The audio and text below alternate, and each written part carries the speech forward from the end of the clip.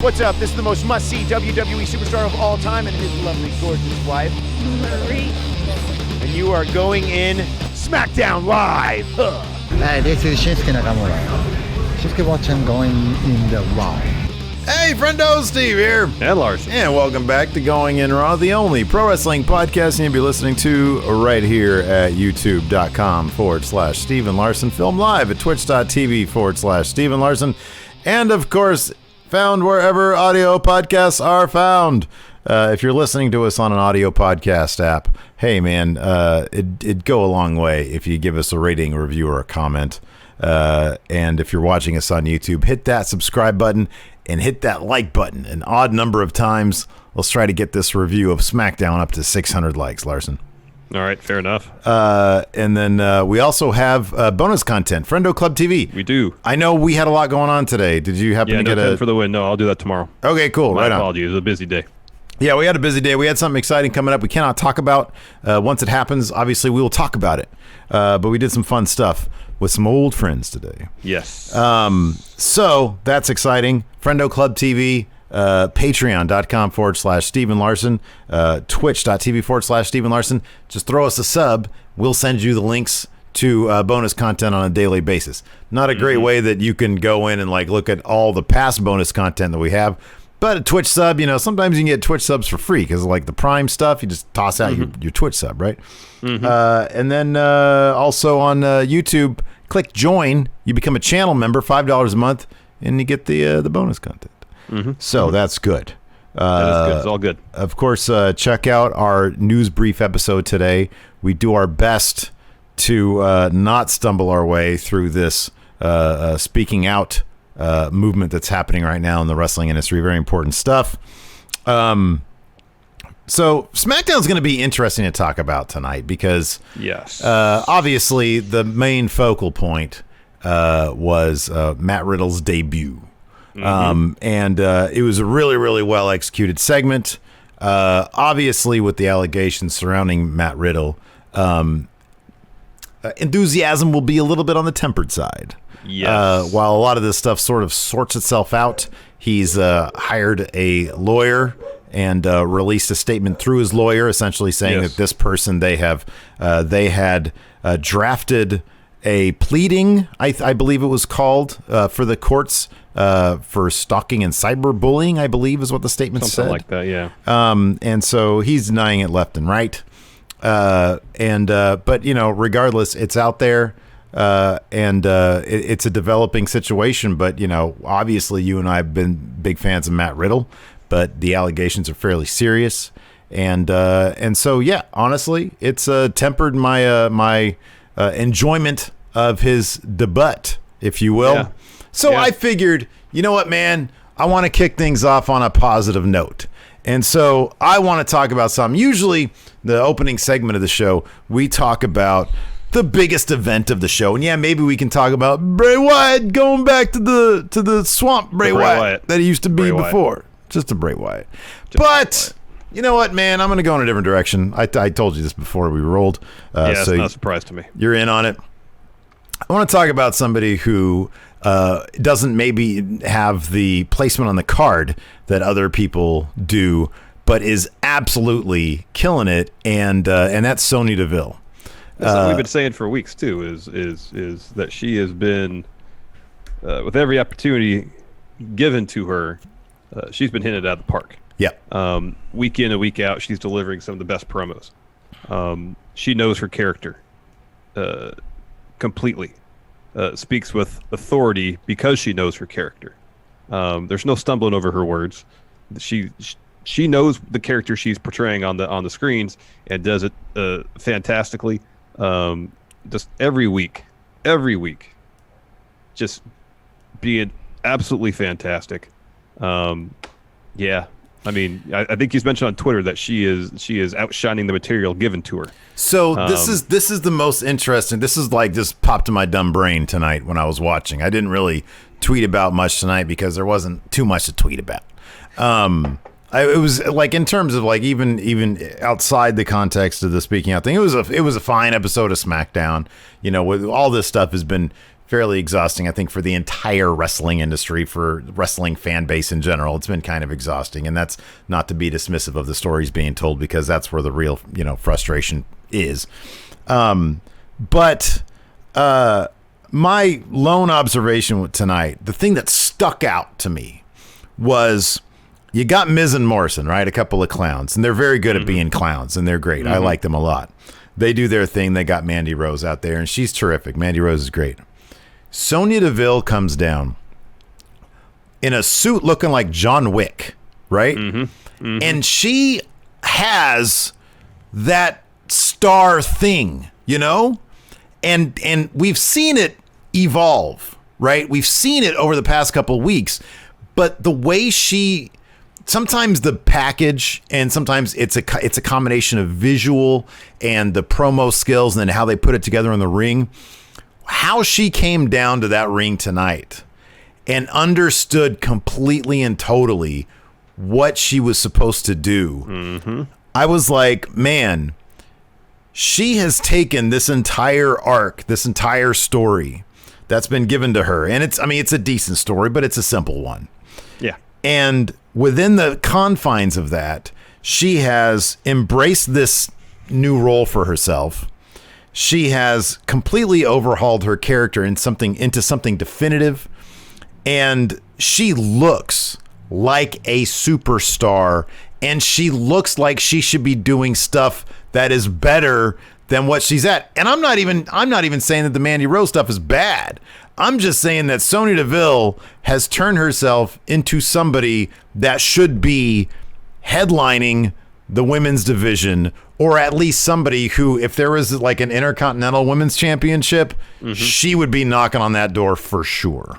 Yeah, with the idea that would be the first step in eventually going to the top of the women's division. Josh Denby here in chat bringing up something that I've noticed tonight and for the last several weeks.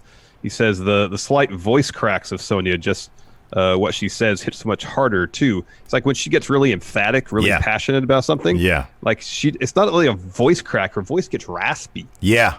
There's like a raspiness to her voice that comes and goes. That when she's really trying to emphasize something, man. I know. It's just it seems so genuine. It does. No, you're absolutely right, and it's got we talk about it sometimes. That sort of like non-tangible charisma that somebody can have when they're delivering a promo, where it's like, man, they're like jumping through the TV, they're jumping through the camera into the living rooms, and you can't. And those kind of people, it's the same thing like with back in the day, CM Punk. When you watch that pipe bomb promo, you cannot take your eyes off him, and you never want him to stop talking because it's so damn transfixing.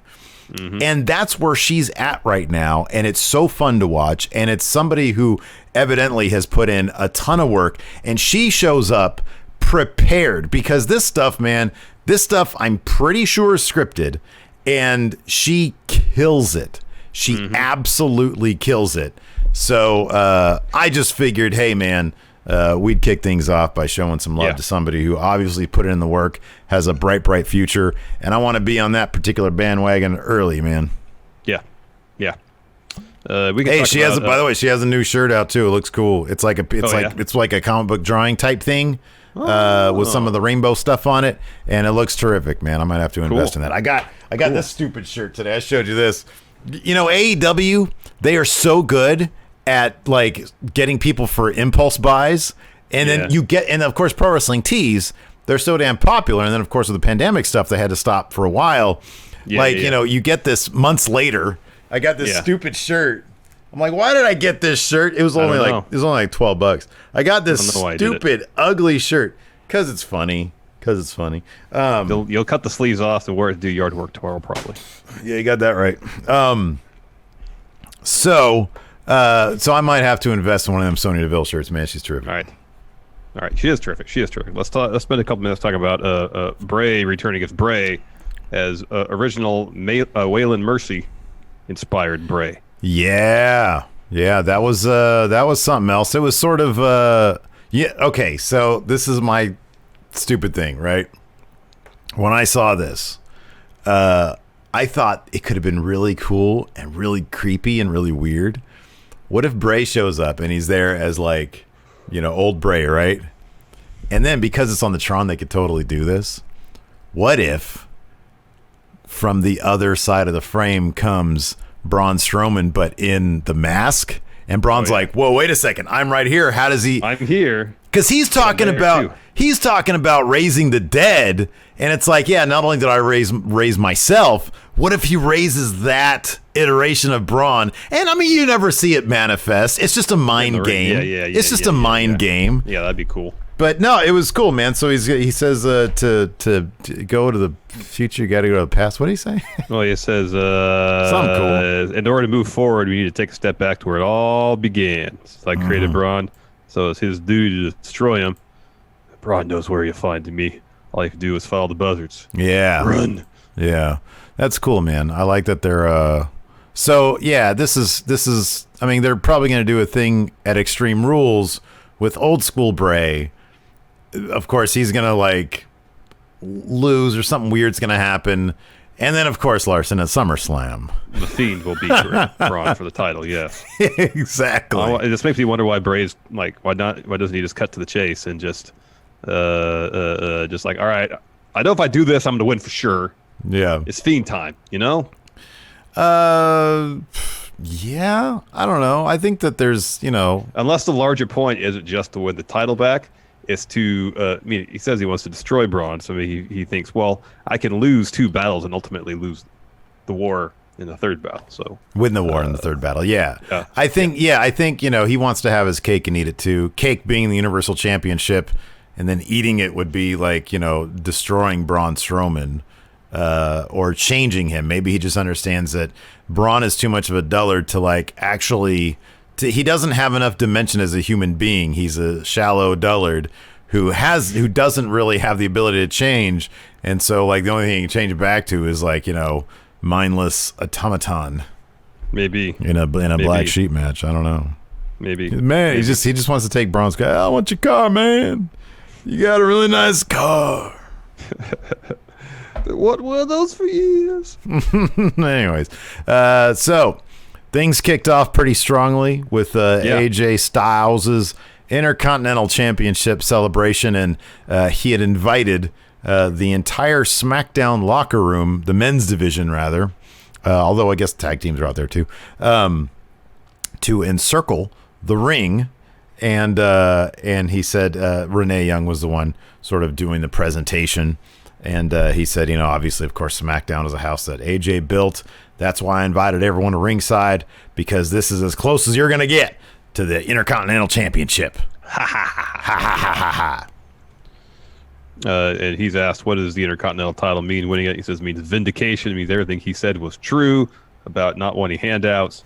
It says, Renee, go ahead and present me with the belt. And then she's about to do it. He goes, hold on, wait. You're not the right person for this job.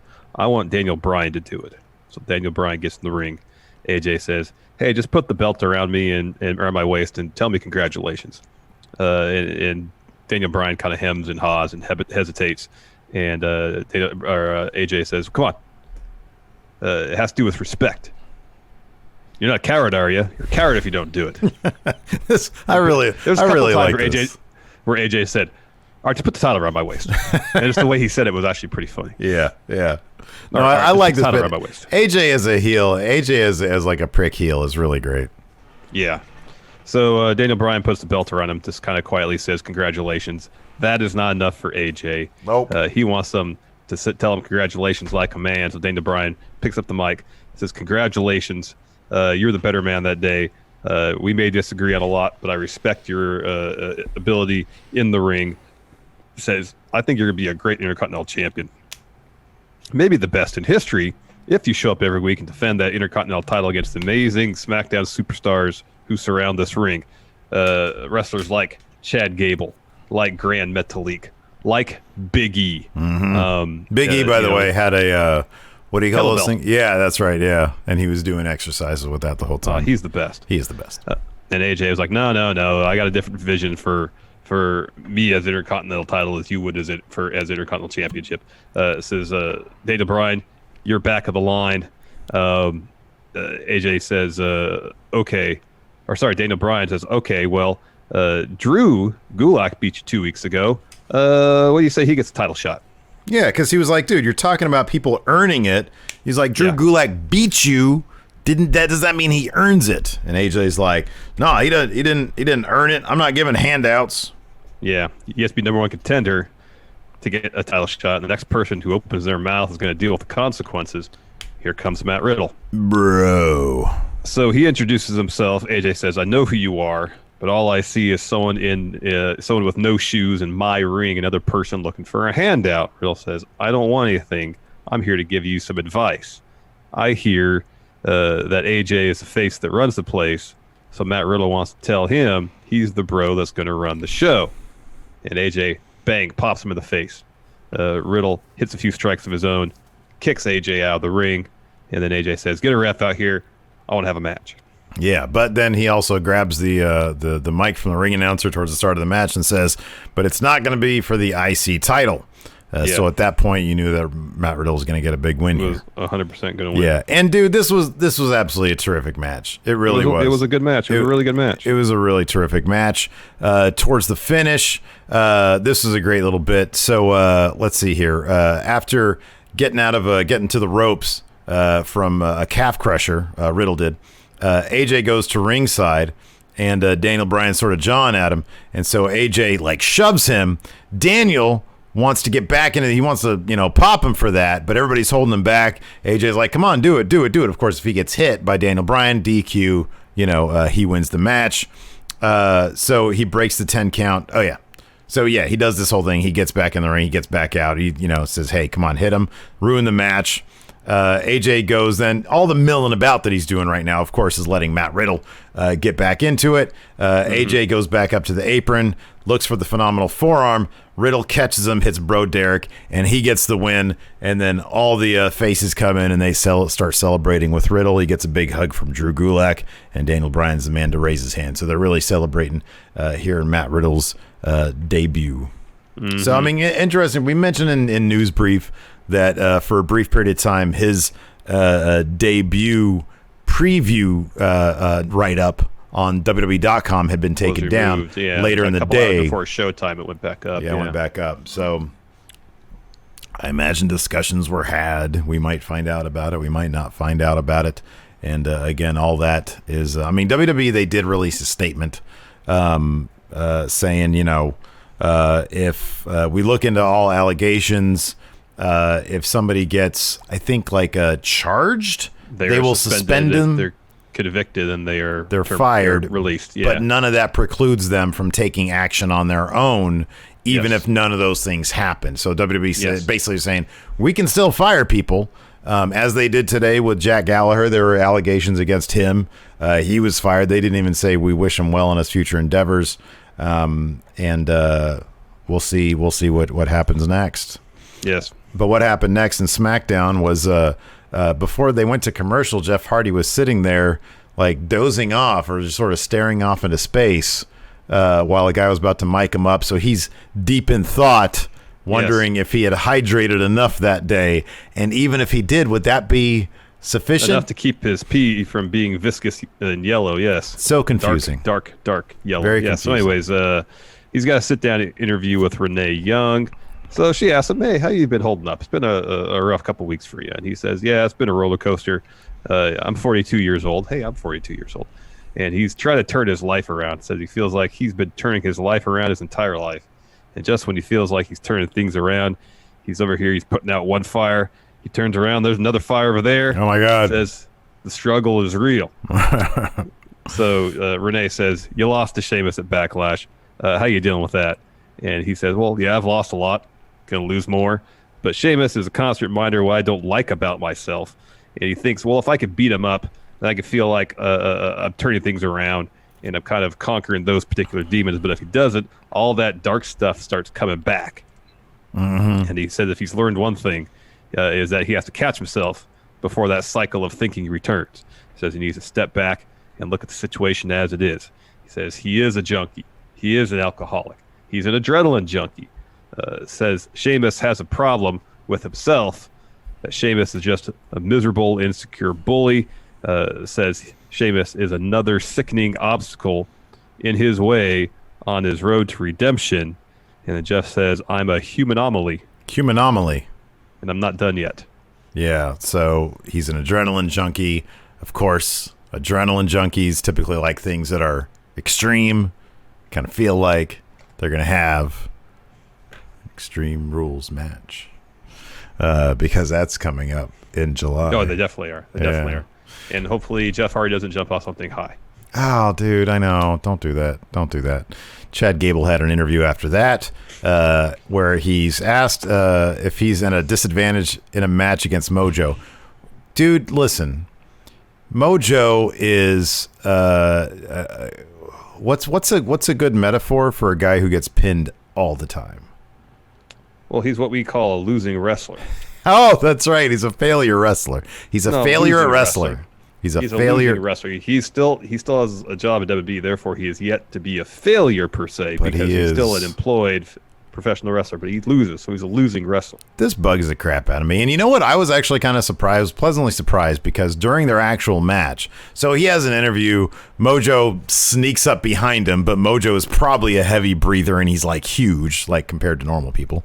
And he sneaks up behind Chad Gable, and Chad Gable doesn't bat an eye. He continues on with his interview, and then he's like, Gable, he says, heavyweights don't know what it's like to have eyes in the back of your head, and then he just swings around and clocks Mojo. It could have been cool if he gave him like a Judas effect, like bang, but he didn't. Yeah, I know. Then he'd look just bang. Yeah, it was great though, because Mojo's like down on the ground like this, and then Gable just goes out to his music. Yeah, his music hits, and he goes out to the ring. Yeah, yeah, it was pretty entertaining. I'll be honest with you. I'm just tired of the short stuff. Like, okay, take a different tact with this. We'll be like the Shorty G gimmick is terrible. Yeah. So just do something different. But on top of that, yeah, I agree with that. But on top of that, what's this business about him being they're always like Cole? And I was cracking up because Corey was like, dude, Cole kept on calling him. Oh no. So Gable got the roll up win. Which why don't they just give him a real finisher instead of surprise roll up wins against all tall he does opponents? Is win by roll. I know. That's all he does. I know. So and then Cole's like, oh, look at this upset. It's a night of upsets. What upset? Chad Gable's a former tag champion. Like, what upset are we talking about here? The guy is an accomplished wrestler, and Mojo is an Olympic amateur wrestler, yes. And Mojo was walking around. If he's not wearing Zubaz, he's going back to his weird broken mirror gimmick where nobody knows what and he loses incessantly. Mm-hmm. How is that? And Corey Graves even called him out. He's like, it's not an upset. He's an accomplished like Corey Graves is supposed to be the bad guy here. He's like, what are you talking about, an upset? Yes, he might be the underdog in many matches, but this is not an upset. Yeah, no, it's not an upset. Not an upset. I don't know. Not an upset. So next we had Ms. TV with special guest Mandy Rose. Before Mandy made her way to the ring, Ms. wanted to address the elephant in the room, and which is why he pulled John Morrison off the pin of Braun at Backlash. Yeah, I like that. I like this stuff. This was fun. And they said that happened because they changed the rules on him last minute. Morrison says, you can't change the rules before the game. Nope. You gotta do it in the World Series. You don't do it anytime. Nope. It said also they were worried about Otis cashing in, so their attention was divided. If Otis wasn't around, one of them would be Universal Champion right now. Mm-hmm. So the Miz introduces Mandy. She comes down the ring, and then he asks her about her best friend, ex-best friend, Sonya Deville. Asked how long they were friends. Mandy says 5 years. Miz asked if she ever noticed that she was upstaging her, if Sonya was the better fighter. And Mandy's like, I don't want to hear this. She gets up. She starts to leave. And they say, no, we were just joking. We have a surprise for you. This surprise is Sonya Deville. Yeah. So Sonya comes down the ring, and Mandy is all, I'm done. I'm done with this feud. And Sonya says, I wishes I was done, but I can't because week after week, you get the spotlight. What have you done with your opportunities? Have you won matches? No. Have you said anything of importance? No. No. Only thing you've done is made out with Otis poolside. Yeah, so Mandy's like, okay, what do you want from me? Unlike Sonya, I've got people by my side. Otis has been loyal since day one. So she asked Sonya what she has. She's like, you're alone, Sonya. How much longer are you going to hold on to your petty resentments? And Sonya's like, I'm not mad at you anymore. I want to figure out what to do to get the Mandy Rose treatment. And the only difference she sees is this? And she like sort of like looks her up and down. And she's like, is this why you're getting opportunities when I'm superior in every way? So she's going to take away what's most important to her. So she's just as ugly on the outside as she is on the inside in here. And she pointed like she taps her heart. And they brawl. And the brawl was even really physical. And it was like really heated. Man, they're giving everything they have to this. It's great. Yeah, I know. Mm-hmm. It's been pretty good. Yep. Next, New Day versus Lucha House Party. Sasha and Bailey came down to join the commentary team. I think just because the way they get on, Michael Cole especially is wildly entertaining. I love it. I think it's great. It's one thing that like Raw is missing is Cole and Graves being down there. It gives the wrestlers. It honestly, dude, it's got that. The one thing that we say that AEW does, or one thing that AEW does really well, is that sense of like everybody's. It's a sense of community. Yeah. Thank you, community. Yeah. And like that element of SmackDown is its own little sense of community. You got the two commentators out there, and they interact with the wrestlers, and it's a nice little thing. It is. So Cesaro and Nakamura, they're watching the match backstage. They defeated the New Day a week or two ago, I believe. A really fun match between New Day, Lucha House Party. Sasha and Bailey on commentary adding a lot to it when Big E was doing his belly to bellies. Yeah. Bailey was like, "Oh, I taught him how to do that. That's a belly to belly." Yeah. Stuff like that. That was good stuff. It was good stuff. So I loved when because they do this every week with Cole and Graves. They throw their T-shirts at them. Well, Bailey and Sasha are already out, and they throw their T-shirts. They're like, "Oh my gosh!" They're all offended and stuff. It was great. Oh, I know. It was great. So the finish saw Kofi hit a double stomp on Lindsay, and then he tags in Big E, hit up, down, down for the win. And as soon as that bell rings, match is over. Cesaro and Nakamura hit the ring. They lay out the New Day. Cesaro hits the neutralizer on Big E. And then he picks up Kofi, starts swinging him, and then Nakamura hits a Kinshasa in the middle of the swing. Yeah. Ow. Oh my God, that was rad. Ow. That was rad. Ow. That looked awful. So they go ringside. They're giving high fives to Sasha and Bailey. And Cesaro talks to commentary, making the case why they should get a title shot. They said, we beat them. It's frustrating. We want our shot. So, what did he say about? Didn't he say something like, we're a couple of international something? And I'm like, man, give them a name. I know, like Cesaro, he's like guy who just does tag team stuff, like random. Like, I mean, he had that great alliance with Sheamus was so great. He and Tyson Kidd were really good tag team. Yeah, they were really good. Cesaro could do anything.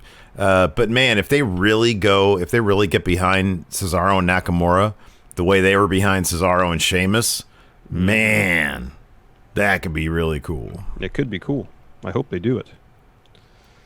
Next, we had Dana Brooke, Tamina, Alexa Bliss, Naomi, and Lacey Evans backstage, and they all are kind of individually trying to make the case why they should be Bayley's next challenger, even though I think Bayley defeated them all. Yes. And then Dana, I think, has Dana had a title shot yet? Didn't she? She probably did. Did she have one when her and Carmella were a team, and she was like, why? No, that was for a spot in Money in the Bank. Oh, okay. Oh, yeah, regardless. Okay. She probably has, but yeah. He at least had a match against Bayley, yeah. So anyways, Dana makes the case like, hey, we all deserve an opportunity. And then Alexa was like, well, where did Nikki go? Because Nikki disappeared. So we go to a Sheamus interview. He's asked to respond to Hardy's interview. He says, what Jeff Hardy said made him think. He said I was a bully. And he said, I am a bully. And people like Hardy deserve to be bullied. And he enjoyed kicking his head off at Backlash. Only wish he had crushed his windpipe too, so he wouldn't have given that interview. He says, if Hardy can't lift himself up, I'll do it for him. He says, next week, we're going to toast to Jeff Hardy. Yeah. Yeah. I kind of like I don't know. I know this is like, it's, I know you're not into this material. I really like the participants involved, and I really like the Jeff Hardy interview tonight. I get it. I know, like, they're just going to the same well over and over again, but the way Sheamus says junkie just kind of makes me laugh. Plus, I saw in all this speaking out stuff, I saw like a really cool Sheamus, like a good guy Sheamus story from like ages ago, and I was like, oh, I want his theme. I want his theme on my phone. I don't care what theme it is now. I like Sheamus. All right. So I'm doing some research here.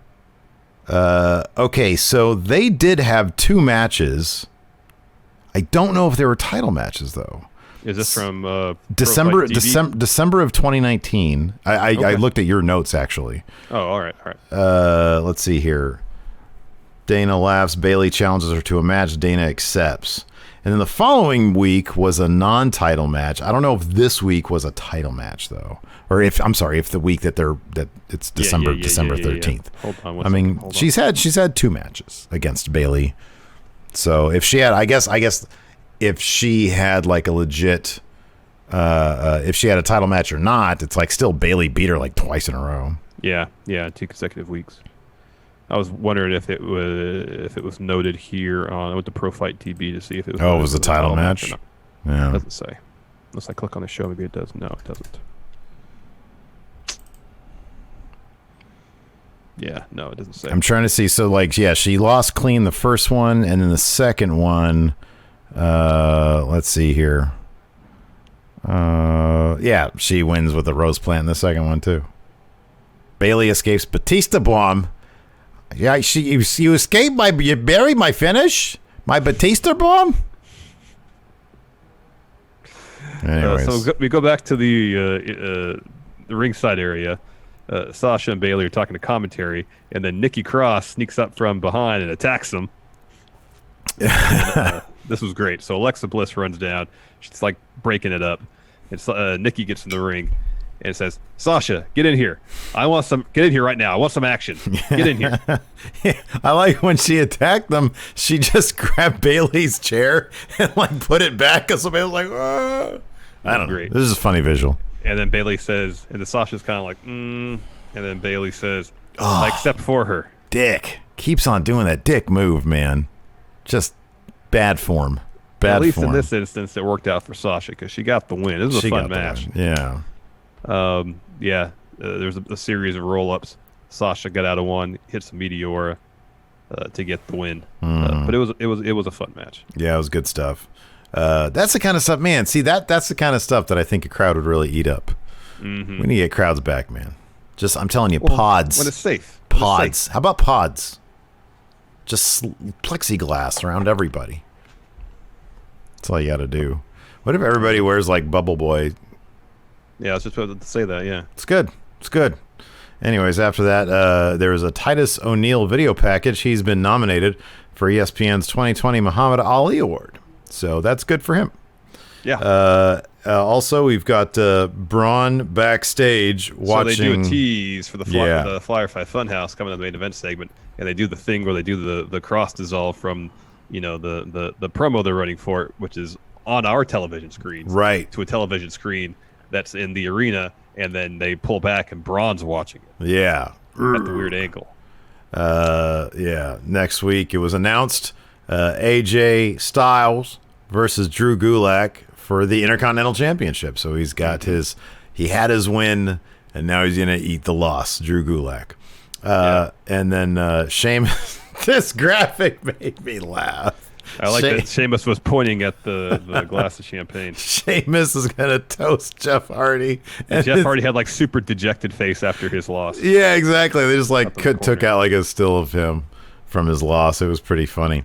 So this next bit was the main event bit. It was the Firefly Funhouse segment, and it was terrific. So Bray shows up, obviously. He's like, hi, did you miss me? I can't wait to tell you what I've been up to. I joined a book club. I mastered all the TikTok dances, and he does a little dance. I learned how to raise the dead. And there's like a colored markers drawing of like zombies and stuff. Yeah. And then the next part is great. It said, I infiltrated the reptilian stronghold. And then there was like little drawings of like reptiles in suits. Good. It was really good. It was awesome. And Rambling Rabbit pops up and says, no, you were just murmuring to yourself about how you lost to Braun Strowman. And they replay the finish of the Money in the Bank match. And he goes, yeah, I lost to Braun. But in defeat, I realize now He's gone about it all the wrong way. Braun is someone I've known for a very long time, and that's when Braun interrupts. His Titantron plays, all the flashing lights. He heads to the ring. He tells Bray. He smiles too. He smiled on the ramp. Why is he smiling? There's no reason for him to smile. He's got to stop smiling. Stop. It looks like it pains him to smile. Yeah. So he heads to the ring. He grabs a mic. He tells Bray that he had his opportunity. He failed. There's no more games. Says the story between me and you is over. And Bray starts laughing. He says our chapter may be over, but I wasn't lying about resurrecting the dead. He said their story is just getting started. And we get a montage, a bunch of old Wyatt family stuff with Braun. We cut to a different shot, and it's Bray with the hat, shirt, like when he first debuted. You know, the very obvious nod to Waylon Mercy. Yeah, right. And that's when that iteration of Bray, he says, in order to move forward, we need to take a step back to where it all began. I created Braun, so it's my duty to destroy him. Braun knows where to find him. All I have to do is follow the buzzards. Run. Yeah. So yeah, that'll be good stuff. Fiend's getting that title back. Yeah, probably at SummerSlam. Yep. Probably. I'm not hating on that. All right, so let's answer some questions. I'm gonna go hit up the Discord before I go to the Patreon. All right, and see just, see what's going on over there. See if anybody's dropped any questions. Let's see here. Daily team meeting. All right, here we go. Nobody has dropped.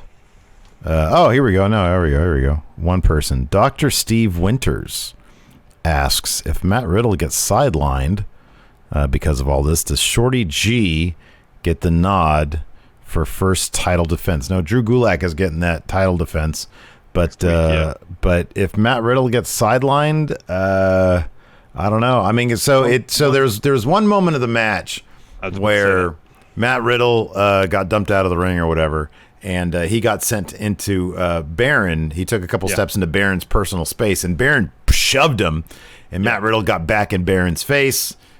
Feels like that might be a thing. Yep. It makes all the sense in the world because Baron is like the new Dolph Ziggler at this. He's like Dolph Ziggler 2018, where he gets that first guy.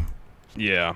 Anthony says, have the 3 versions of Bray come out like when Dude Love and Mankind introduced Cactus Jack back in the day. Corny, but so fun.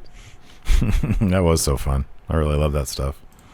Let's see here. Published. Oh, by the way, I totally forgot about this. I'll do this again on like Monday's news brief maybe. But yeah, we got some new patrons in. I wanted to give them, let's see here, Jonathan Williams. And let's see here, Nathaniel, Joe Saporito, and Nicholas Price. So thank you, new patrons. Thank you very much. Let's see what kind of questions we have here. If you want to hit up the Twitch. Sure. O-Dog asks, is Braun the biggest heel? I was looking forward to the Funhouse before he showed up. Dude, seriously. Also, Sonya has said that she wants to be the next Batwoman. Yeah, she's talked about that a lot. I would start watching that show. Heck yeah, man. That's a tough one, though, man. Ruby Rose, I think is her name. The girl that played Batwoman. She, almost got paralyzed. They need to start using their stunt people, man. Seriously. Like, what the heck? If I was an actor, man, I'd be like, hey, listen, you got me for close-ups, and that's it.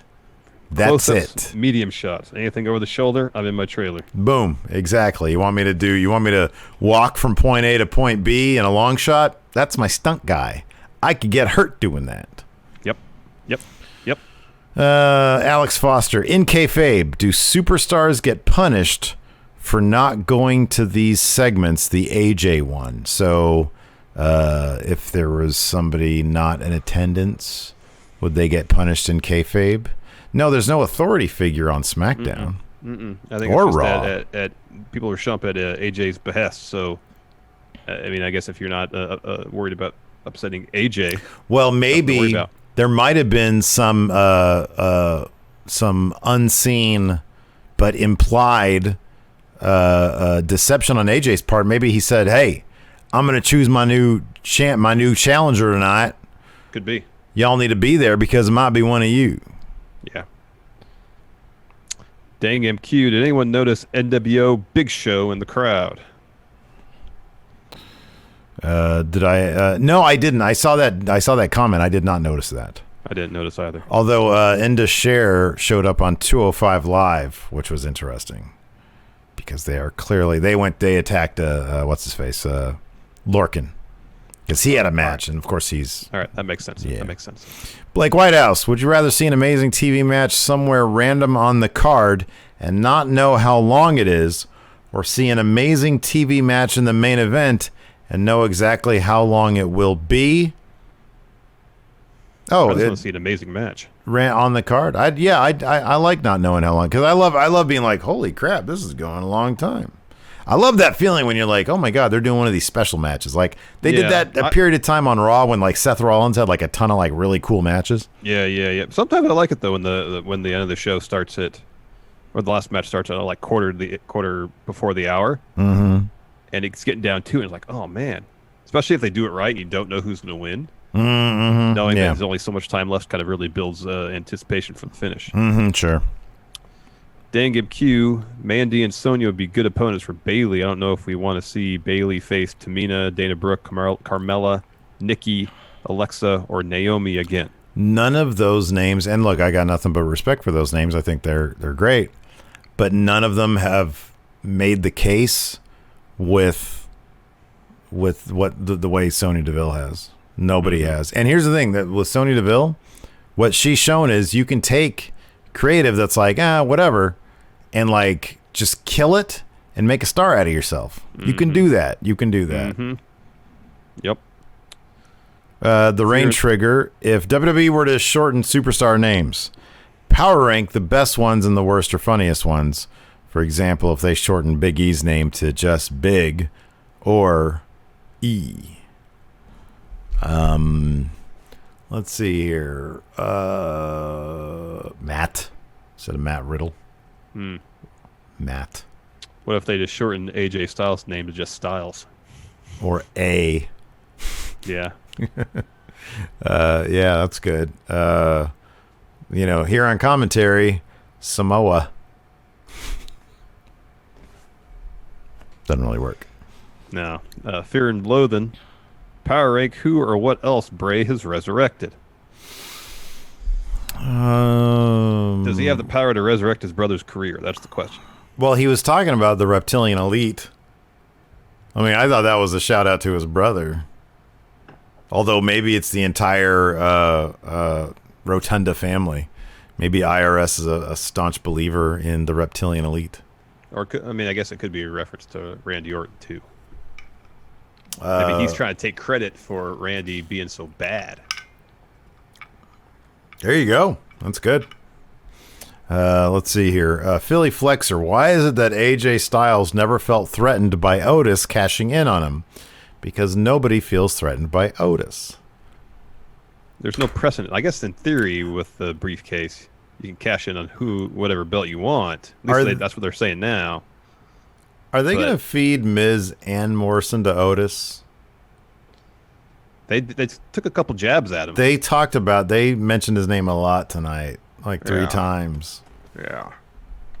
Oh yeah. Oh yeah. Gareth Nicholas. Matt Hardy defeated Bray, and he didn't see him until he came back as Firefly Bray. Hardy is in AEW doing his multi-gimmick persona. Now Buzzard Bray is back in WWE. Is there any subtle connection here? I imagine they're two highly creative guys that are kind of going down the same path, but I don't think there is a cause and effect in any way. I would not be shocked if that general idea was discussed between the two of them, just in their general discussions about what they wanted to do, because evidently they wanted to do a lot more with each other than they were given permission to. So it wouldn't shock me at all if that general idea was something that they had both sort of discussed at all. Fear and Loathing. What a kayfabe contrast between Cesaro and Nakamura. One is so passionate, and the other just mills about. But I kind of feel like, depending on the week, like sometimes Nakamura is the one that it's like really intense. I agree, yeah. Because Cesaro is one that kind of mills about, and then a different week, It's the opposite. When you read that question, I was like, well, which one is which really, though? Because, yeah. Like this week it was Cesaro, but a couple weeks back it was Nakamura. Yeah, for sure. Absolutely. Anthony, this is a good question. Should they give Braun a train that travels across America like the Lex Express? Yes. Yeah. Yes. And then, like, there's vignettes where he goes to, like, the engineer's cabin, whatever it is, car, and is like, hey, can I do the choo-choo? And he's like, no, you can't. Federal guidelines. I want to do choo-choo. Sorry. He gets buried by the engineer, by the conductor. What's the difference? What's a conductor and an engineer? Is the same thing? Is the conductor the guy is like, what does the conductor do? I don't know. I'm not a trained person. I don't know these things. You've seen enough Thomas the Train Engine. Thomas the Tank Engine. It's been on television. I think I paid attention. I haven't said it wrong. Yeah, they don't even explain what's coming. Evidently, the conductor tells stories. Yeah. Is that like the normal function of a train conductor? Is to tell stories? Guess so. Yeah. Okay, so Roy Rogers here says, yeah, same thing. Conductor is the engineer. Engineer is conductor. Oh, they're synonymous, huh? All right. Cool. Rand Wildman, Steve explained why his Dana Brooke impression sounds like Vince Russo. It's hilarious and makes me laugh. No. It's Mrs. Goldfarb from Requiem for a Dream. I want to be on the television. Yeah. I want to do a Batista bomb on the television. White Brownie 92, should Chelsea Green debut as a tag partner for Charlotte, or would you rather have her go solo? Solo, obviously. Solo. I'd rather see her go solo. Domina says, Chris O'Donnell said that he didn't meet Arnold until the Batman and Robin premiere due to how little he was actually on set. Oh, yeah. Yeah, no, I knew that. I heard that. I read up a lot about that movie. I don't know why, but I have. And he got paid gobs. Oh, yeah. Gobs of money. Oh, yeah. But then they had him in, like, crazy, like, makeup. And he said he almost got electrocuted to death once because of, like, all the gizmos and stuff they had on his costume. Like, I don't know, there was, like, some water around and there was a lot of electricity. Oh, who are you? Why would you do that to me? I'm worth a lot of money. This is a great question. Omega Advent, would you guys rather use a moviola to edit F for Fake, a great Orson Welles movie? Whoa, but a heavy edit. Yeah, or take a chop from Walter once a day for 2 weeks. That. Give me the chop. I hate editing anyways. Like, I find it so tedious that I would easily, just because one a day. What's one a day? That ain't nothing. Editing F for Fake? Oh, my God. That'd probably take months, if not years. Full days. Full days. Exactly. Maybe even years. Exactly. Dude. But, man, freaking Orson in that editing bed, man. Whew. Crazy. Dang MQ says Dolph has been moved to Raw. Did you see that? I did see that, yeah. As part of the AJ deal, maybe. Yeah. Confirmed. I don't care. I mean, Raw is like... It's just I get tired just thinking of watching Raw. And sometimes I'm surprised. Sometimes I'm like, okay, cool. But I swear to God, that one week when I just fell asleep, I was like, man, something's got to change with this show. I literally just knocked out. I'm like, I've got to do a podcast. And I fell asleep. Yeah. It's because I was so comfy. I got that couch back there now, and I got my big screen or my 40-inch up here. Yeah. I just lay back. I'm like, oh, Seth is talking. But I dig SmackDown, AEW, and NXT, man. Those are all my jams. I'm cool with them all. Raw's a bit of a chore these days. Yeah, dude. It's at 3 hours, man. It's too much. 3 hours is too much. It's way too much. Like, by the time they were done with Riddle AJ tonight, it was like 5:40 almost. 5:35, 5:40. Yeah, it was late. I was like, all right. That went by in a breeze. All right, anyways, that's it for everything. Thanks, everybody, for tuning in. Twitch, chat, stick around. We are going to raid... If Sandra's on, we're going to raid Sandra's channel, see what she's up to. So thanks, everybody, for tuning in. We definitely appreciate it. Until next time, we'll talk to you later. Goodbye.